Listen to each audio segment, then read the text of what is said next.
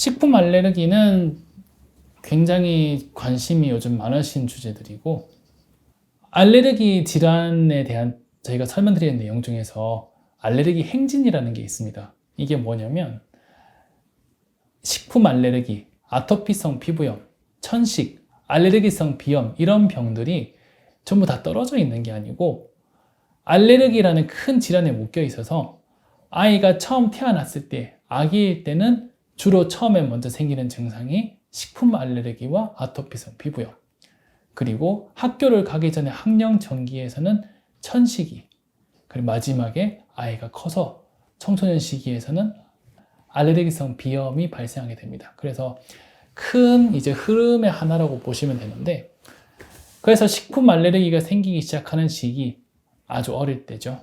이때에는 아이가 본인이 스스로 말을 못하니까 아이가 어떤 이상을 보였을 때, 이게 정말 발진 같은 게 생겼을 때 식품 알레르기인지 아닌지 구별하기가 힘듭니다. 발진의 형태도 굉장히 다양할 수 있고요. 그래서 이유식 진행을 하실 때 어머님들이 아이 피부에 뭔가 이상이 생기면 이거 바로 내가 이유식 먹인 것 때문에 식품 알레르기가 생겼어 라고 흔하게 생각하시는데, 그렇지 않은 경우도 굉장히 많거든요.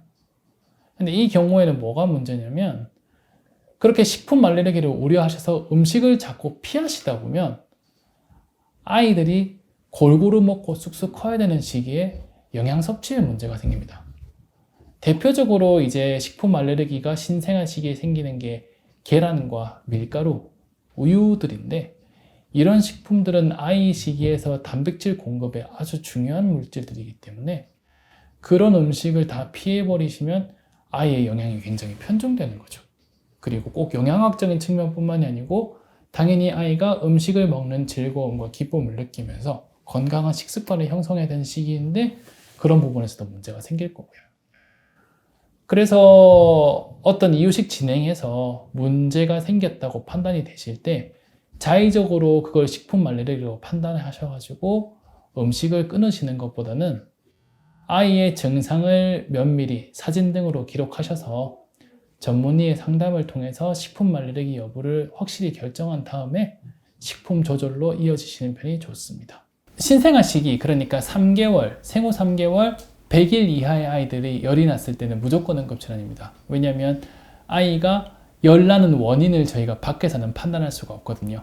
이게 단순 감기인지 혹은 요로 감염이나 뇌수막염이나 폐렴 같은 아이의 건강에 심대한 악영향을 끼치는 병인지를 진찰로는 알 수가 없습니다. 어머님들이, 아버님들이 밖에서 보시는 것도 마찬가지고요. 정말 아이는 그냥 먹는 것만 좀 줄어드는 것 같고 열 나는 거 별일 없으니까 괜찮네 라고 두고 보시다가 나중에 알고 보니까 뇌수막염 같은 거라 가지고 아이한테 후유증이 남는 경우도 본 적이 있습니다, 저는. 그래서 3개월 미만 애들이 열이 나면 무조건 병원에 데려오셔야 되고, 그 이후의 아이들 같은 경우에도 원칙적으로 열이 났을 때의 대응은 왜 열이 나는지를 알아야 되는 거죠. 원인을 알고 난 다음에 어떻게 대처할지가 정해지는데, 소아과나 기타 병원에서의 방문을 통해서 열의 원인이 그런 이제 심각한 종류의 열이 아니고 감기라고 판단이 됐을 때의 열 대처법에 대해서 말씀드리면, 기본적으로는 당연히 해열제 복용이 우선이 됩니다. 해열제를 용량과 용법을 지켜서 먹어주시면 사실 하루에 몇 번 먹어도 문제가 없는 약입니다. 응급실에 한 달에서 2달 정도에 한 번씩 꼭 해열제를 한 통 다 드셨다고 병원을 데려오시는 어머님들이 있으신데, 거기에 대해서 저희가 토하거나 그렇게 시키지 않습니다. 아이가 저체온증이 생기는지만 관찰하고, 저체온증이 생기면 이불 덮어주고 난로 켜주고 체온이 회복되면 귀가합니다.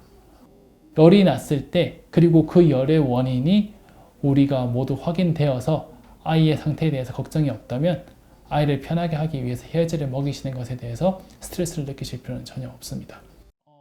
아이가 열이 심하게 났을 때 어머님들이 하시는 방법 중에서 아이의 옷을 벗긴 다음에 젖은 수건으로 몸을 닦아서 기화열로 체온을 떨어뜨리는 방법이 있습니다.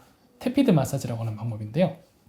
이 방법은 시행했을 때 아이의 체온을 떨어뜨리는 효과가 확실히 있고, 그로 인해서 하시는 것 자체가 전혀 잘못되지는 않았는데, 이게 아이가 너무 이 마사지를 싫어하게 돼서 울게 되면 오히려 그것 때문에 체온이 더 올라가고 아이의 기력을 많이 뺐기 때문에 미국 소아과 협회를 포함한 공식 가이드라인에서는 시행할 수는 있으나 아이가 너무 싫어한다면 억지로 하지 말라는 것이 공식 가이드라인으로 되어 있습니다.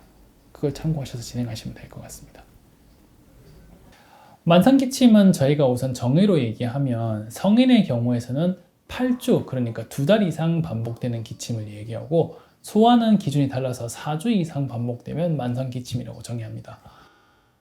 이 4주 이상이 되면 보통 우리가 생각하는 감기가 아니고 다른 특정한 종류의 병이 있을 수 있으니까 이 병에 대해서도 검사를 해야 된다. 그런 필요성 때문에 저희가 만성기침을 굳이 분류해 놓은 그런 이유고요. 만성기침의 원인은 여러 가지가 있지만 저희가 임상 현장에서 가장 많이 만나는 원인으로는 만성기침을 일으키는 특정한 종류의 약이 있고요. 그것 말고도 천식이라든지 알레르기성 비염 혹은 역류성 식도염 등의 여러 가지 병으로 인해서 증상이 기침으로 보일 수 있습니다. 그래서 4주 이상의 증상이 반복되면 그러한 병에 대한 별도의 진단과 검사가 필요할 수 있기 때문에 저희가 병원을 찾아주십사 그렇게 설명을 드리고 있고요. 근래에는 드물지만 정말 4주 이상 증상이 지속되면 결핵이거나 혹은 폐렴 같은 감염성 질환일 수도 있기 때문에 그에 대한 검사 역시 소홀히 하지 않는 것이 중요하다고 말씀드릴 수 있을 것 같습니다.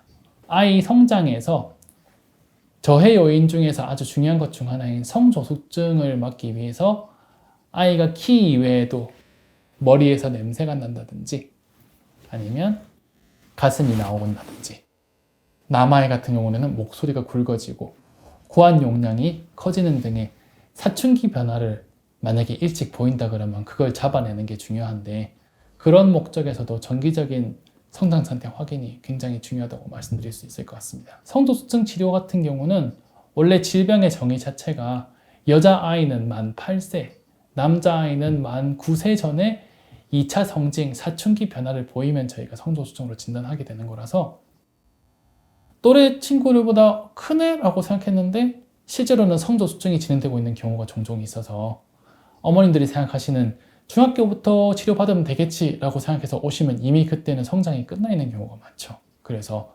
성조숙증으로 인한 성장 잠재력 손실이 일어나서 그런 아이가 원래 어머님, 아버님께 받은 키보다 작아지는 경우가 안타까운 경우가 저희가 굉장히 많다고 말씀드릴 수 있고요. 이제 로타바이러스 접종은 익히 알려지신 것처럼 접종 일정이 생후 2, 4, 6개월로 정해져 있습니다. 왜냐하면 이 약한 시기에 신생아가 로타바이러스 감염이 생기게 되면 위장염이 아주 심하게 올 수 있고 그로 인해서 탈수라든지 여러 가지 아이의 정말 건강에 큰 영향을 끼치는 문제가 발생할 수 있기 때문에 그 예방을 위해서 로타바이러스 접종이 필수적이다. 그렇게 설명드리면 될 것 같습니다. 지금은 그렇습니다. 조만간 그런데 계속 포함될 거라고 논의는 나오고 있는 상황입니다. 복통은 아이의 연령에 따라서 저희가 접근 방법이 달라지는 질환인데 왜냐하면 아주 어린 보통 만 3세 이하의 아이들이 엄마 나 배 아파 라고 이야기했을 때 그 복통이 어른이 생각하는 복통하고는 다른 경우가 많거든요. 그리고 성인하고는 달라서 실제로 복통을 호소했을 때 어떤 맹장염 같은 수술이 필요한 질환도 극히 일부분 거의 없다고 보시면 되고 혹은 뭐 어른의 경우에 이제 문제가 될 만한 암이라든지 그런 병도 없으니까요. 정말 대부분은 뭐 장내에 가스가 찼다든지 아니면 우리 뭐 흔히 어머님들 말씀하시는 장염 같은 일시적인 설사 구토 정도이기 때문에 어른과는 접근 방법이 좀 다르다고 보시면 됩니다. 그리고 애들이 정말 아파라고 말하는 게 아픈지도 알 수가 없고요. 그죠? 그래서 이제 저희가 아이를 직접 문진을 해서 동반 증상, 그러니까 구토, 설사 같은 증상이 같이 있는지, 그리고 먹는 양은 평소와 비교해서 변화가 있는지, 그리고 체중은 충분히 잘 늘고 있는지, 이런 종합적인 확인을 해야 실제로 문제가 있는지 아니면 아이가 다른 증상을, 문제없는 증상을 아프다고 표현한지를 알 수 있어서 그런 확인에도 영유아 검진은 중요하다고 말씀드릴 수 있을 것 같습니다. 근래 병원의 패러다임은 반드시 아플 때 방문하는 장소를 넘어서 아프기 전에 방문하는 장소, 문제가 생기기 전에 예방하는 장소로 바뀌는 것이 근래의 추세입니다. 특히나 소아 성장은 그 특성상 향후 아이의 미래에 영향을 끼치는 부분이 크고, 그리고 치료의 시기가 정해져 있어서 그 시기를 넘기면 대응할 수 없는 부분이 있기 때문에 이상이 보였을 때 늦지 않도록 적절한 시기에 병원을 방문하는 것이 아주 중요하다고 말씀드릴 수 있을 것 같습니다.